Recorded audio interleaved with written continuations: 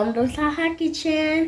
ఇవాళ మనము మార్వాడి స్టైల్లో పచ్చికవ్వతో గులాబ్ జామున్ తయారు చేయబోతున్నాం. అది ఎట్లాగో చూద్దాం. 200 గ్రామ్స్ పచ్చికవ్వ అనేది తీసుకున్నాము. ఇప్పుడు ఇందులో 4 టేబుల్ స్పూన్ ఆఫ్ మైదా వేసుకుందాం.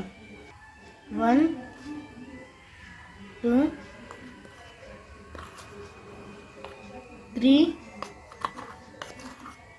4.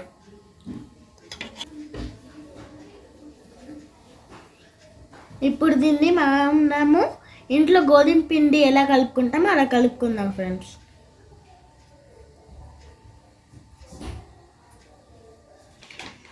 ఇలాగా గోధుమ పిండిలాగా కలుపుకుందాం ఫ్రెండ్స్. ఇలా కలుపుకుందాం ఫ్రెండ్స్. ఇప్పుడు వీటిని చిన్న చిన్న బాల్స్ని చేద్దాం.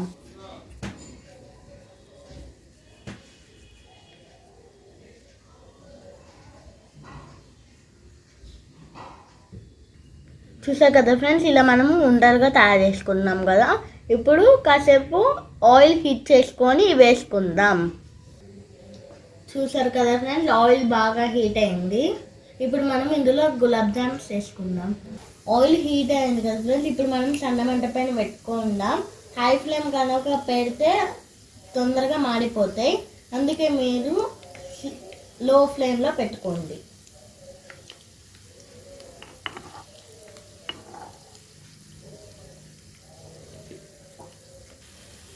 లో ఫ్లేమ్లో వేయించుకోవడం వల్ల మనకి ఇలా వచ్చాయి, క్రషీగా గోల్డెన్ బ్రౌన్ కలర్లో వచ్చాయి అన్నమాట.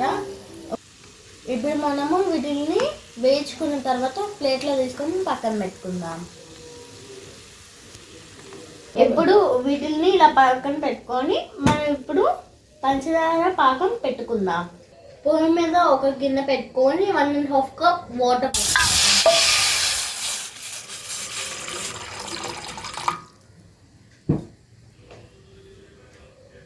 హై ఫ్లేమ్లో పెట్టుకుందాం ఫ్రెండ్స్.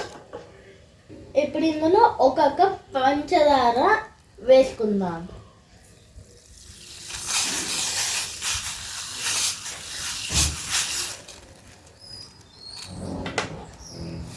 ఇప్పుడు మనం ఇందులో యాలక్కాయ దంచే పౌడర్ వేసుకుందాం.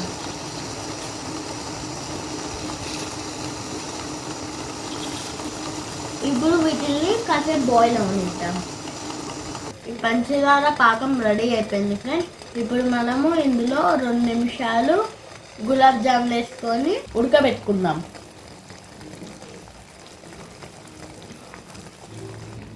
ఇలా 2 నిమిషాలు ఉడకబెట్టుకుందాం ఫ్రెండ్స్.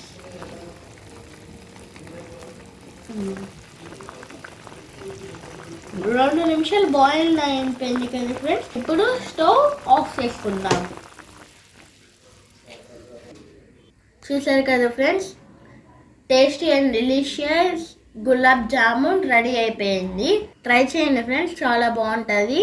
మీకు కనుక నా వీడియో నచ్చినట్లయితే please do like, share and subscribe to Saha kitchen. Thank you, bye.